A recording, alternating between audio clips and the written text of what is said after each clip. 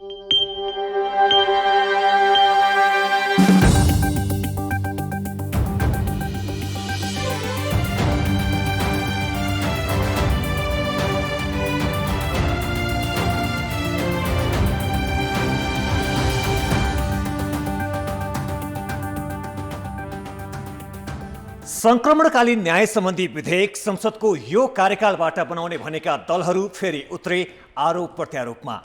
कान्तिपुर समाचारमा आज दिगो विकास लक्ष्य र शून्य कार्बन उत्सर्जनको प्रतिबद्धता पूरा गर्न प्रधानमन्त्रीले मागे निजी क्षेत्रको साथ। 4 दिने भ्रमण सकेर सिनिया जनकङ्ग्रेसका अध्यक्ष ली चाङ्चु भोलि फर्कँदै। साथमा हामीसँग हुनेछ जीवित देवी कुमारी गणेश र भैरवको रथ महिलाले मात्र तान्ने नानीसा यात्रा सँगै सकियो इन्द्र जात्रा। अन्तर्राष्ट्रियमा पाकिस्तानमा बाढीका कारण थप 54 जनाको मृत्यु र खेलकुदमा साफ अन्डर 17 च्याम्पियनसिपको उपाधिको लागि नेपाल साबिक विजेता भारतसँग भिड्दै। नमस्कार, अब मुख्य समाचार। संसदको कार्यकालमा दलहरूको चल्लाखी। 2074 सालको बन्द सूची निष्क्रिय बनाएर समानुपातिको सूची बुझ्न आयोग सहमत। असोज 1 को समय किटानीमा सांसदहरूको आपत्ति। निलम्बित प्रधान न्यायाधीश बराले मुछेका न्यायाधीशहरू बयानका लागि संसदीय समितिमा नजाने। महाभियोग आगामी संसदले ग्रहण गर्नुपर्ने पूर्व न्यायाधीश फोरमको सुझाव। गरिबीको रेखा मुनि रहेका 22 लाख बालबालिका शिक्षा र स्वास्थ्य सेवाबाट वञ्चित। प्रविधिको दुरुपयोगले हिंसा र दुर्व्यवहारको जोखिम। साइबर अपराध पीडित 76% बढे। एलिजाबेथ द्वितीयलाई श्रद्धाञ्जली दिन सर्वसाधारणका लागि 4 दिन खुल्ला गरिने। अन्तिम संस्कारमा सहभागी हुन परराष्ट्र मन्त्री खड्का लन्डन जाने। र राष्ट्रिय खेलकुद प्रतियोगिताको पुरुष क्रिकेटमा 18 खेल वर्षाले प्रभावित।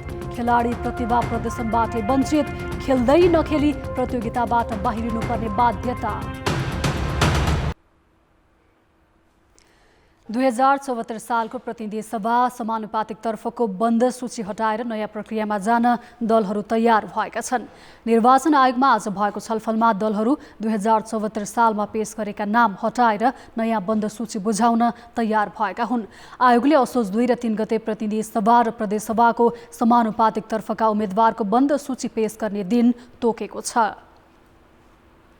2 र 3 गते बन्द सूचीको नाम निर्वाचन आयोगमा राजनीतिक दलहरूले पेश गर्नुपर्ने समय सीमा भएको हुनाले असोज 1 गते नै निर्वाचन आयोगले विगतको बन्द सूचीमा भएका नामहरूलाई सबै फिर्ता गरेको चाहिँ एउटा सूचना जारी गर्ने। असोज 1 गते नै ती जो बन्द सूचीमा हुनुहुन्छ उहाँहरूको चाहिँ नाम चाहिँ निर्वाचन आयोगले निर्णय गरेर राजपत्रमा चाहिँ प्रकाशित गरेर उहाँहरूको चाहिँ नि लिस्टिङबाट बन्द सूचीबाट नाम हटेको कुरो चाहिँ निर्वाचन आयोगले स्वतः गर्यो। 2 गतेदेखि चाहिँ समानुपातिको बन्द सूचीको काम कारबाही अगाडि बढ्छ, बन्द सूची पेश गर्ने खालको प्रक्रिया सुरु हुन्छ भनेर भने 1 गते नै अघिल्लो पदावधिको त्यो बन्द सूची स्वतः समाप्त हुने भनेर जाने भन्ने खालको कुरा भएको छ। एउटा संसदको कार्यकाल 5 वर्ष हुने संविधानमा उल्लेख भए पनि कहिले सकिने यकिन नभएपछि आयोग र दल असोज 1 गते नै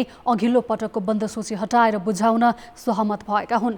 त्यसैगरी बहालवाला प्रधानमन्त्री तथा मन्त्रीले आफ्नो निर्वाचन क्षेत्रभन्दा बाहिर प्रचार प्रसार गर्न नपाउने आचार संहिताका विषयमा समेत निर्वाचन आयोगले लचिलो हुने सङ्केत गरेको छ। आजको छलफलमा समेत दलहरूले यस विषयमा आपत्ति जनाएका थिए। निर्वाचन आचार संहिता कार्यान्वयन र अनुगमनमा समेत असहजता भएको हुनाले त्यसलाई पनि निरुत्साहित गर्ने आयोगको सोचाइ हो।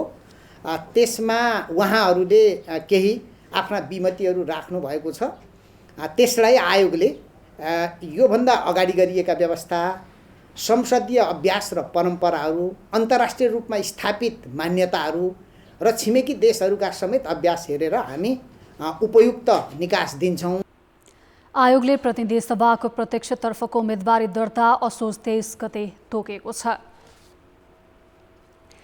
निर्वाचन आयोगले असोज 1 बाट प्रतिनिधि सभाको कार्यकाल सकिने भनेर संसद सचिवालयलाई दिएको रायप्रति सांसदहरूले आपत्ति जनाएका छन्।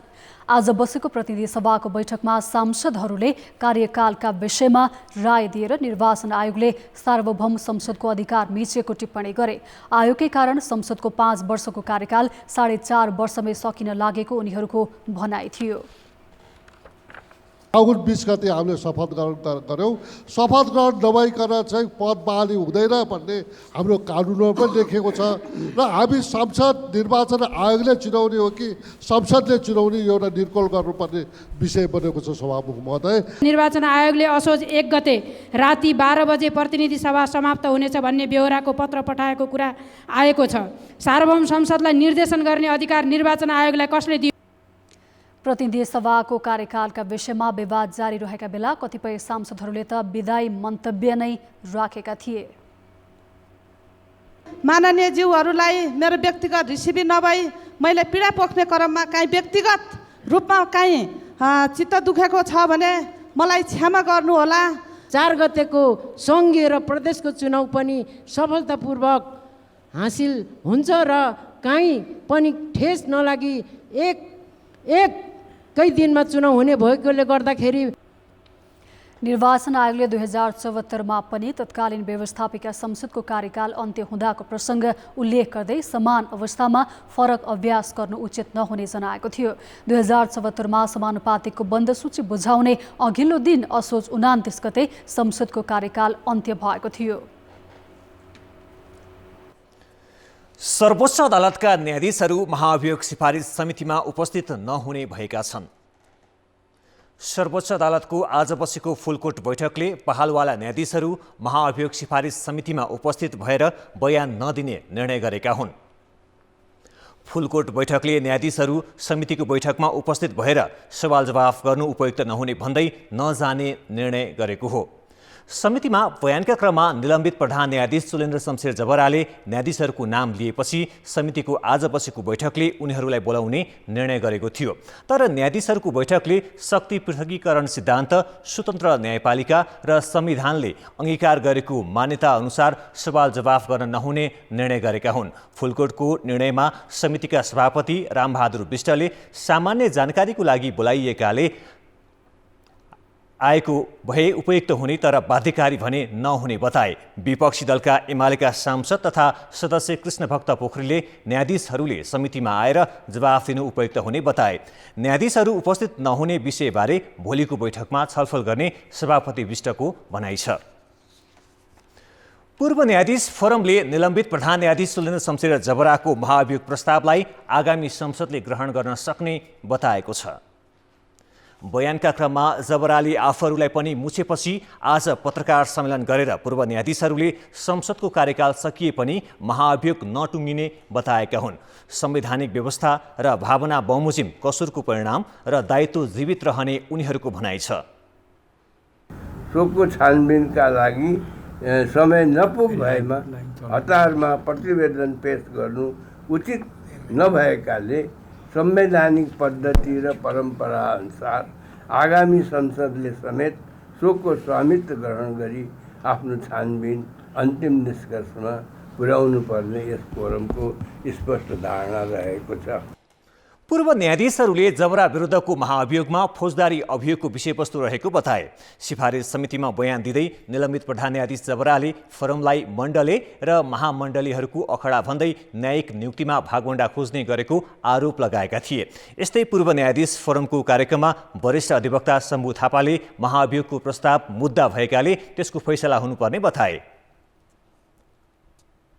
यो मुद्दा हो, मुद्दा फैसला हुनै पर्छ। तपाईले अदालतमा लिएर जानुभयो भने 72 को संविधान आयो भने 63 मा दायर गरे मुद्दा फैसला हुँदैन त? हुन्छ नि। यो केस हो, यो मुद्दा हो। आरोपको फौजदारी पनि संगीन कुकृत्य गरेको चाहिँ तपाईको चाहिँ मुद्दा हो।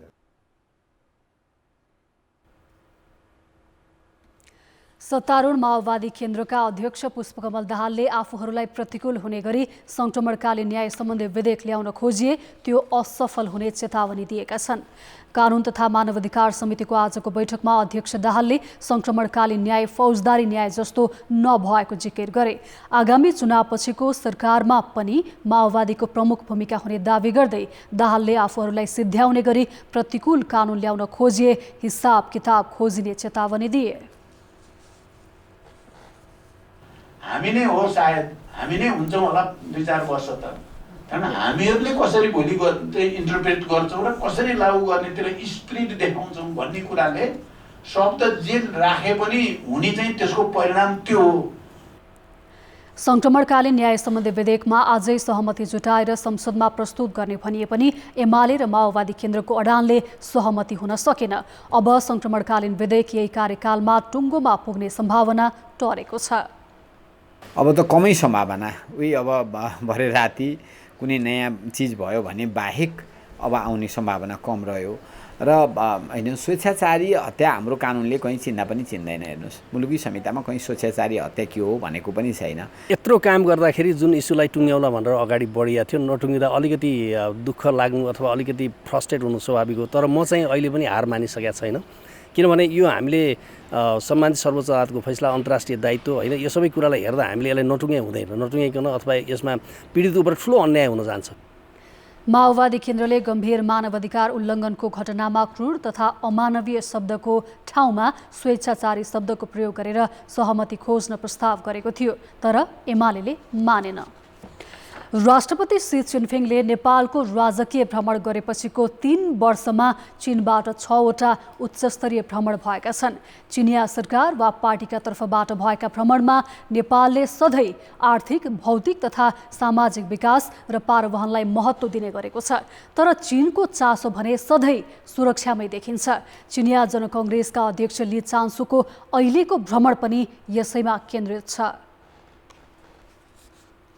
चिनिया जनकङ्ग्रेसका अध्यक्ष ली चान्सु 4 दिने नेपाल भ्रमणका लागि सोमबार काठमाडौँ ओर्लिए लगतैदेखि भेटघाटमा सक्रिय रहे। सभामुखको औपचारिक निमन्त्रणामा आएका अध्यक्ष लीले संसदमा 6 बुँदे समझदारी पत्रमा हस्ताक्षर गर्नुका साथै राष्ट्रपति, प्रधानमन्त्री र शीर्षस्थ राजनीतिक दलका नेतालाई भेटेर यसअघि जस्तै चीन विरुद्ध नेपालमा कुनै गतिविधि नहोस् भन्ने सन्देश दिए। नजिकको छिमेकमा चाहिँ गतिविधि कता कता आफ्ना विरुद्ध जान खोज्या हो कि भन्ने आशंका भयो भने त त्यसलाई त उनीहरूले बढी गम्भीरतापूर्वक लिने भयो नि। त्यसो हुँदा हामी संवेदनशील हुनुपर्ने, हामी गम्भीर बनिदिनुपर्ने कतिपय विषयहरू छन्। त्यो कुरामा वर्तमान सरकार आइसकेपछि लुज भएको हो कि भन्ने देखिएको छ, जुन कुरा हुनु हुँदैन। अमेरिकाको एमसीसी परियोजना संसदबाट पास भएपछि चीनले नेपालसँग सुरक्षाका विषयमा प्रतिबद्धता खोजेको देखिन्छ। खास गरी तिब्बततर्फको सुरक्षालाई लिएर चीनले नेपाललाई बढी प्राथमिकता दिएकै कारण उच्च स्तरीय भ्रमण हुने गरेको मूल्याङ्कन दलहरूले गरेका छन्। खास गरी अन्य शक्ति राष्ट्रहरूको गतिविधिहरू पनि यहाँ बढेको अनुभूत भएपछि चीनले अलि त्यसलाई त्यति सहज रूपमा लिइराखेको छैन। त्यसले नेपालसँगको सम्बन्ध अझ प्रगाढ बनाउने र खास गरी उनीहरूको तिब्बतप्रतिको जो चिन्ता छ होइन त्यसलाई चाहिँ कतै न कतै नेपालले होइन गम्भीरतापूर्वक लियोस् भन्ने कुरा बोध गराउने उद्देश्यसहित यो भ्रमण आएको। त्यसो त नेपालले तिब्बत र ताइवान चीनको भूमि हुन् भन्ने मान्यतासहित एक चीन नीति अँगाल्दै आएको छ। नेपाली उच्च स्तरीय टोली चीन जाँदा होस् या चिनिया उच्च स्तरीय टोलीले नेपाल भ्रमण गर्दा नेपालले सधैँ एक चीन नीतिमा प्रतिबद्धता जनाउँदै आएको छ। तर पछिल्लो समय अमेरिका सहितका पश्चिमा मुलुकको सक्रियता बढेकाले जम्बो टोली सहित उच्च स्तरीय भ्रमण गरेर अप्रत्यक्ष दबाव सृजना गरेको जानकारको बुझाइ छ। चीनले उसको नेपालमा भएका जेन्युन इन्ट्रेस्टहरूलाई सम्बोधन गर्न सक्ने क्षमता र गम्भीरता नेपाली सरकारमा छैन कि भन्ने उनीहरूमा अनुभूति हुन थालेको छ। त्यसको कारणले उनीहरू हतार आइरहेका छन्। एउटै दबाब नेपाललाई दिइरहेका छन् तर नेपालले त्यसलाई समुचित सम्बोधन गर्न सकेको छैन। नसकेको हुनाले यो कुरा दोहोरिरहेको छ। यो नेपालको हितमा छैन। यसले नेपाललाई विपत्तितिर घचाडिराखेको छ। नेपालमा शक्ति राष्ट्रका प्रतिनिधि मण्डलको आवत जावत बढिरहेको छ। खास गरी अमेरिका र चीनबाट एकपछि अर्को भ्रमण भइरहेका छन्। राजनीतिक, कूटनीतिक, सैन्य एवं संसदीय प्रतिनिधिको बाक्लिएको आवत जावतलाई नेपालले कूटनीतिक र सन्तुलित ढङ्गबाट आफ्नो पक्षमा पार्न सक्नुपर्छ। कान्तिपुर समाचारका लागि क्यामेरामा पशुपति बुढाथोकी र विकास जोशीका साथ प्रकाश बम र सुबिन्द्र श्रेष्ठ, काठमाडौँ। ब्रेकपछि समाचारमा पुनः स्वागत छ। प्रविधिको विकास तथा प्रयोग बढेसँगै नेपालका बालबालिका थप जोखिममा पर्दै गएका छन्। पछिल्लो 3 आर्थिक वर्षमा साइबर अपराधबाट पीडित बालबालिकाको सङ्ख्या 76% बढेको छ। सरकारले जति नै नीति तथा रणनीति बनाए पनि कार्यान्वयन नहुँदा बालबालिका जोखिममा पर्दै गएका छन्। प्रविधिमा सहज पहुँच बढ्दै जाँदा बालबालिकामाथि यौनजन्य हिंसा तथा अन्य अपराधिक क्रियाकलाप पनि बढ्न थालेका छन्। गएको 3 वर्षमा प्रहरीको साइबर ब्युरोमा उजुरी दिने बालबालिकाको सङ्ख्या झण्डै 76%ले बढेको छ। 2076-77 मा 104 उजुरी परेकामा 2077-78 मा 208 परेका थिए। गत आर्थिक वर्षमा 183 उजुरी परेका थिए। चालु वर्षको 2 महिनामा नै ब्युरोमा 28 वटा उजुरी परेका छन्। विगतमा सीमान्तकृत समुदायका बालबालिका जोखिममा पर्ने गरेकोमा इन्टरनेट पहुँचका कारण आर्थिक हिसाबले सम्पन्न परिवारका बालबालिका पनि जोखिममा पर्न थालेका छन्। 14 देखि 16 वर्षमा चाहिँ यो सेक्सटिङका कुराहरू, सेक्सटर्सनका कुराहरू अनि साइबर स्टकिङका केसेसहरू चाहिँ अलिक देखिन्छ नेपालको हकमा। प्लस अहिले यो अनलाइन गेमिङहरूबाट पनि कतिपय अवस्थामा अनलाइन सेक्सुअल एक्सप्लोइटेसन भएको केसेसहरू पनि छ। सरकारी तथ्याङ्क अनुसार गएको 1 वर्षमा हिंसा तथा दुर्व्यवहारमा परेका बालबालिकाको सङ्ख्या नै 300 छ। यो अवधिमा बेचबिखन र ओसार पसारमा 37 बालबालिका परेका छन्। जोखिमपूर्ण श्रममा 126 बालबालिका भेटिएका छन्। राज्यको स्रोत अनुसार आफ्ना गतिविधिहरू अगाडि बढाइरहेको छ। विभिन्न यसले चाहिँ आफैमा मात्रै आत्मनिर्भर नभएर विभिन्न सङ्घ संस्थाहरूसँग कोअर्डिनेसन गरेर चाहिँ यसले काम गर्दछ। नेपालमा 18 वर्ष मुनिका बालबालिकाको सङ्ख्या कुल जनसङ्ख्याको 40% छ। राष्ट्रिय योजना आयोगको प्रतिवेदन अनुसार नेपालमा 22 लाख बालबालिका गरिबीको रेखामुनि छन्। बाल श्रमिकको सङ्ख्या भने घटेको छ। नेपाल बाल श्रम प्रतिवेदन 2021 अनुसार 2008 मा 16 लाख बाल श्रमिक रहेकामा 2018 मा 11 लाखमा झरेको छ। सरकारले स्वास्थ्य, शिक्षा र पोषणमा सबैको पहुँच अभिवृद्धि गर्ने, सडक बालबालिका मुक्त देश बनाउने, बाल श्रमिकको उद्धार गर्ने लगायतका कार्ययोजना बनाएको छ। तर यसलाई कार्यान्वयन भने गर्न सकेको छैन, जसका कारण गरिबीको रेखामुनि भएका बालबालिका सार्वजनिक शिक्षा र स्वास्थ्यबाट वञ्चित हुनु परेको छ। शिक्षा ऐन आउन सकेन। सङ्घीय स्तरमा चाहिँ जुन शिक्षा ऐन आउनु पर्थ्यो त्यो आउन सकेन र सरकारले हामीले उच्चस्तरीय शिक्षा आयोग बनायौँ। 2-2वटा आयोगहरूले रिपोर्टहरू दिए र विशेष गरी पछिल्लो आयोगको रिपोर्ट जुन चर्चामा आयो त्यो रिपोर्ट नै पनि गुपचुप रह्यो, हामी सार्वजनिक हुन सकेन। बालबालिकाको विकास तथा संरक्षणका लागि सरकारले परिषद नै गठन गरेको छ। तर पनि पर्याप्त स्रोत नभएको बहानामा सरकारले सबै बालबालिकालाई शिक्षा, स्वास्थ्य र सुरक्षाको पहुँचमा समेट्न सकेको छैन।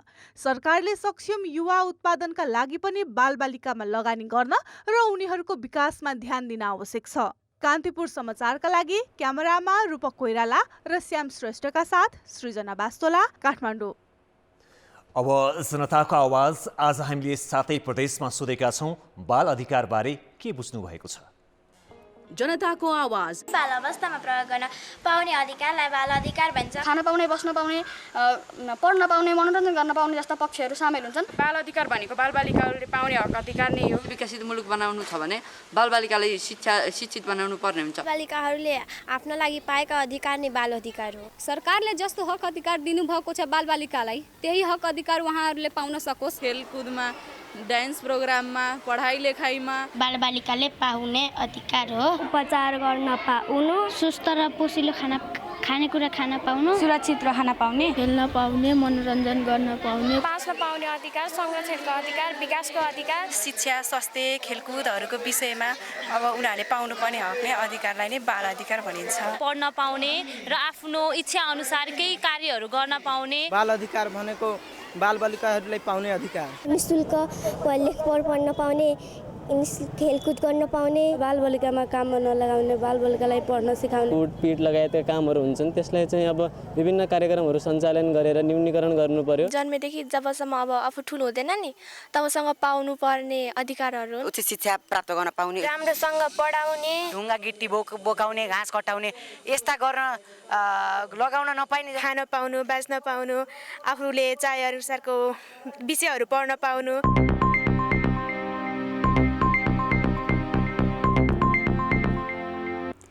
गृह मन्त्रालयले मिटर ब्याजी नियन्त्रणका लागि सरकारका 10वटा निकायलाई पत्राचार गर्ने भएको छ। छानबिन समितिको प्रतिवेदनका आधारमा गृहले कानुन बनाउनेदेखि मुद्दा चलाउनेसम्मका 10 निकायलाई पत्राचार गर्ने भएको हो। सहकारीबाट रकम निकालेर ब्याजमा लगाएको अनुसन्धान गर्न सहकारी विभाग र ऋण नतिर्नेको जग्गा हडपेको बारे भूमि सुधार मन्त्रालयलाई आग्रह गर्ने तयारी गृहको छ। छानबिन गर्न सकिन्छ, नसक्ने कुरो होइन।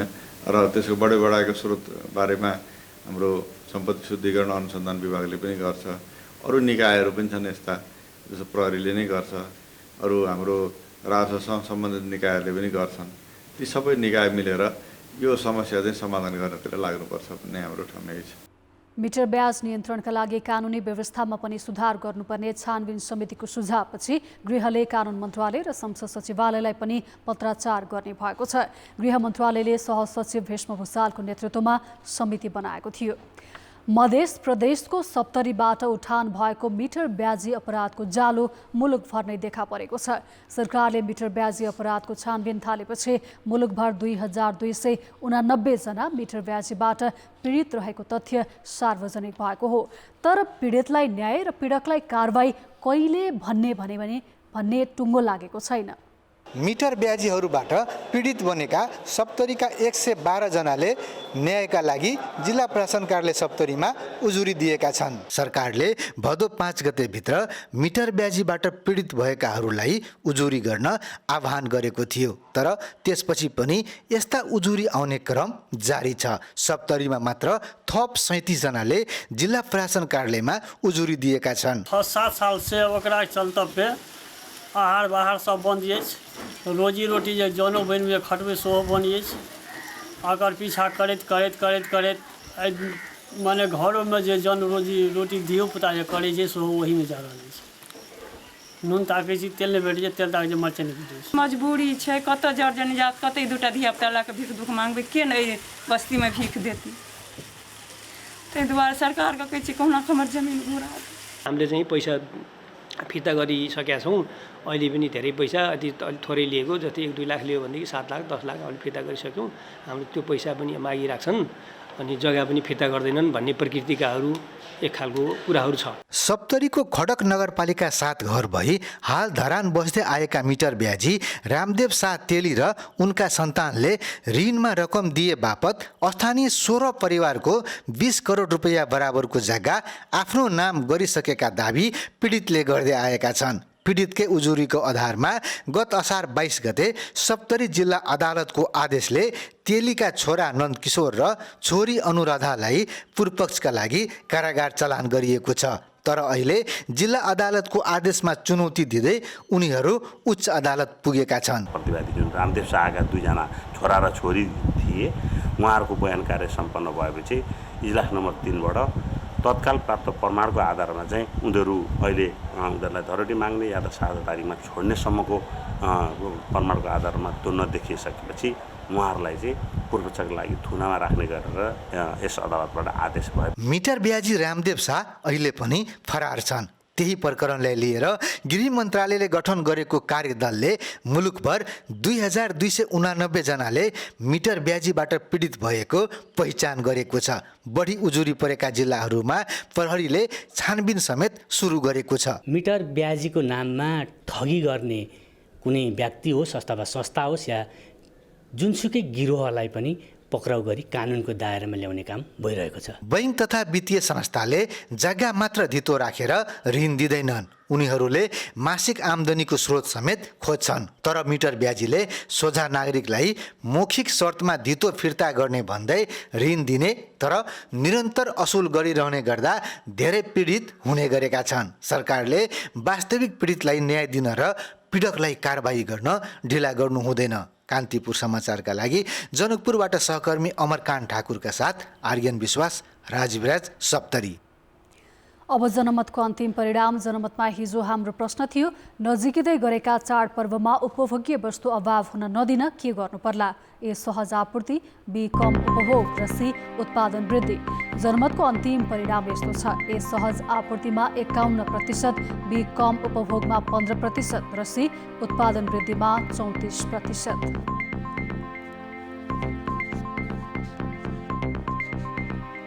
अब आजको प्रश्न।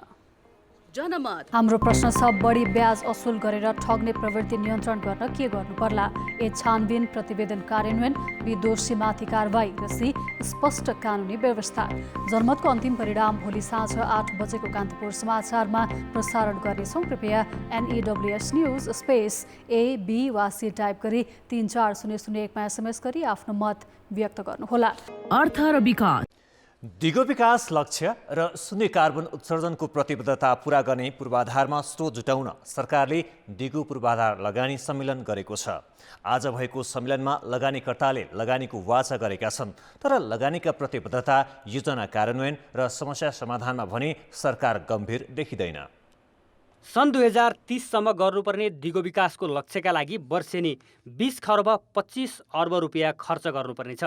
विश्व ब्याङ्कको अध्ययनले निजी क्षेत्रले मात्रै वार्षिक 7 खर्ब लगानी गर्नुपर्ने देखाएको थियो, तर त्यसअनुसारको काम भएको छैन। लक्ष्य पूरा गर्न निजी क्षेत्रले सघाउनु पर्ने सरकारको आग्रह छ। This makes the investment on infrastructure from both domestic, private sectors, foreign investors, even more foreign investors is more important. Opportunities or public-private partnership must be further explored and utilized. जलवायु परिवर्तनका कारण तापक्रम बढ्दै जाँदा हिमालको हिउँ पग्लिन थालेको छ। गत वर्ष भएको COP26मा प्रधानमन्त्री शेरबहादुर देउवाले सन् 2045सम्म नेपालले शून्य कार्बन उत्सर्जन गर्ने बताएका थिए। त्यो लक्ष्यमा पुग्न नेपालले जलविद्युत आयोजना, प्रसारण लाइन, रेल सेवा, विद्युतीय सवारी उत्पादन र कृषिमा लगानी बढाउन खोजेको छ। त्यसमा केही प्रयास भएका पनि छन्, तर अपेक्षा अनुसार काम र परिणाम देखिएको छैन। The success like Arun 3 project and DPR clearance of 669 megawatt Lower Arun, which is now in the phase of PDA, indicates that IBN has gained more strengths to facilitate large projects and to guide to FDI-based investors in multiple sectors. हाल लगानी board मार्फत जलविद्युत क्षेत्रमा आशालाग्दो लगानी आइरहेको छ। लगानी बोर्डले 10 वर्षमा 33 वटा आयोजना कार्यान्वयनका लागि 10 खर्बभन्दा बढी लगानी प्रतिबद्धता सम्झौता पत्रमा हस्ताक्षर गरिसकेको छ, जसमा 20 वटा जलविद्युत क्षेत्रका छन्। लगानी भने 1 खर्ब 44 अर्ब रुपियाँको अरुण तेस्रो र निजी क्षेत्रको वासिङ नारायणी र होङसी शिवममा मात्रै भित्रिएको छ। I believe the achievement of a financial closure and the disbursement that this project, after each commercial operation, will be regarded as a model project not only for FDI but also for sustainable infrastructure investment in Nepal for many years to come. सरकारको झन्झटिलो प्रक्रिया तथा सडक र विद्युत लगायतका पूर्वाधारको समस्याले नेपालमा वैदेशिक लगानी धेरै भित्रिन सकेको छैन। त्यसैले लगानीका लागि गरिने आग्रहसँगै त्यसको वातावरण बनाउन सरकारले उत्तिकै ध्यान दिनुपर्छ। कान्तिपुर समाचारका लागि क्यामेरामा मुरारी घिमिरेका साथ भरत रावल, काठमाडौँ। अब बाँकी समाचार। चिकित्सा शिक्षा सुधारको माग गर्दै कैलालीको धनगढीमा सत्याग्रहमा बसेका डाक्टर गोविन्द केसीको स्वास्थ्यमा समस्या देखिएपछि आज साँझ अस्पताल भर्ना गरिएको छ। गेटा मेडिकल कलेज तत्काल सञ्चालन हुनुपर्ने लगायतका 6 बुँदे माग राख्दै धनगढी कृष्ण मन्दिरको धर्मशालामा 3 दिनदेखि सत्याग्रहमा बसेका केसीलाई सेती प्रादेशिक अस्पताल भर्ना गरिएको हो। सांस्कृतिक पर्व इन्द्र जात्रा 8 दिन अघि ठड्याइएको लिङ्गो धार्मिक विधिपूर्वक ढालेसँगै आज सम्पन्न भएको छ। जात्राको अन्तिम दिन नानीचा यात्रा भनेर जीवितदेवी कुमारी, गणेश र भैरवको रथ महिलाले मात्र ताने। आश्विन कृष्णपक्ष चतुर्थीका दिन तीनवटै रथ महिलाले मात्र तान्ने चलन छ। यसलाई नेपाल भाषामा नानीचायागु भनिन्छ। 2-2वटा डोरीको सहायताले जीवित देवी कुमारी, गणेश र भैरवको रथ महिलाले मात्र तानेर सहरका विभिन्न भागमा परिक्रमा गराइने चलन छ। त्यही अनुसार बुधबार पनि महिलाले 3वटै रथ बसन्तपुरबाट नरदेवी, किलाघल, भेरासिंह, इन्द्रचोक, मखन हुँदै फेरि बसन्तपुरसम्म पुर्याए। मेरो यो फर्स्ट टाइम हो। अब आज तानेर हेरौँ कस्तो हुन्छ, त्यो एक्सपिरियन्स लिनुपर्ने छ हैन। राणा शासनका बेला नानीचा नाम गरेको महिलाको नाममा यो जात्रा सुरु गरेको कथन छ। तर नानीचा यागुमा महिलाले मात्र रथ तान्ने क्रम सुरु भएको भने 1 दशक अघिदेखि मात्र हो। पहिला डोरी समेत छुन नहुने विश्वास गरिँदै आएकोमा अहिले महिलाले रथ नै तान्ने प्रचलन सुरु गरिएको हो। जात्रामा लाखे, पुलुकिसी र शवभक्कु लगायतका नाच समेत देखाउने चलन छ। महिला दिदी बहिनीहरूलाई सम्बोधन गर्नुभएको हुनाले कुनै एकजना राणाको एउटा ठुलो व्यक्तिले चाहिँ नि एकजना नानी भन्ने चाहिँ एउटा महिलालाई मन पराएको रहेछ।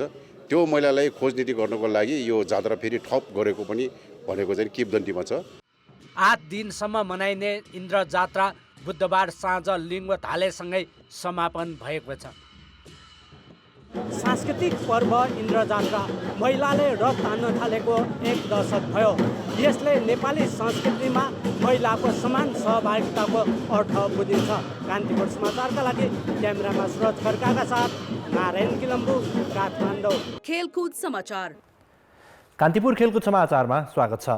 त्रिभुवन आर्मी क्लबले 9औं राष्ट्रिय खेलकुद प्रतियोगिताको पुरुष क्रिकेटको सेमिफाइनलमा स्थान बनाएको छ। समूह चरणको अन्तिम खेलमा नेपाल पुलिसलाई 13 रनले हराउँदै आर्मी समूह विजेता बन्यो।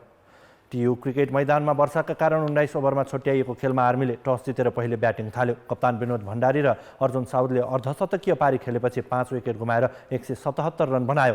जवाफमा पुलिसले निर्धारित ओभरमा 8 विकेट गुमाउँदा 164 रन मात्र बनाउन सक्यो। यो जितसँगै समूह 1 को शीर्ष स्थानमा रहेको आर्मीले 8 अङ्क बनायो। पराजयका बावजुद पुलिसले दोस्रो स्थानमा रहँदै सेमिफाइनलमा स्थान बनाउन सक्यो। नेपालमा क्रिकेट लोकप्रिय छ, तर घरेलु खेलकुदको महाकुम्भ मानिने राष्ट्रिय खेलकुद प्रतियोगिता अन्तर्गत पुरुष क्रिकेट ओझेलमा पर्यो। घरेलु संरचना बलियो बनाउने र युवा खेलाडी जन्माउने राष्ट्रिय प्रतियोगिताको प्लेटफर्मलाई आयोजक राष्ट्रिय खेलकुद परिषदले हतार अफ सिजनमा गर्दा ओझेलमा परेको हो। प्रतियोगिताका 25 मध्ये 18 खेल वर्षाले प्रभावित बनेका छन्। 15 खेल त टस समेत हुन सकेनन्। मङ्गलबार बिहान एपिएफका प्रशिक्षक राजेश श्रेष्ठ खेल हुन्छ कि भनेर मुलपानीको मैदान घुमिरहेका थिए। एपिएफका अघिल्ला 3 खेल वर्षाका कारण प्रभावित बनेका थिए। मौसमले साथ दिए सुदूरपश्चिमसँग खेलेर एपिएफलाई सेमिफाइनलमा पुर्याउने योजनामा प्रशिक्षक थिए, तर मैदान र मौसम दुवैले साथ दिएनन्। पिच खेल्न योग्य रहेन र आउटफिल्डमा खाल्डो परेर पानी जम्यो। मैदानकै कारण उपाधिको दावेदार एपिएफ 1 खेल पनि राम्रोसँग खेल्न नपाई प्रतियोगिताबाटै बाहिरियो। अब एउटा पनि गेम खेल्न पाएको छैन, सबभन्दा ठुलो घाटा त्यो। अब हामीले अहिले नयाँ खेलाडी एउटा भाइ मौसमलाई पनि टिममा राखेको थियौँ, उसको गेम हेर्न हुन्थ्यो है। अब त्यो त नेपाललाई फाइदा हुन्थ्यो, राम्रो खेलाडीहरू पाएको भए। अब खै त अब एउटा टुर्नामेन्ट भएको छैन।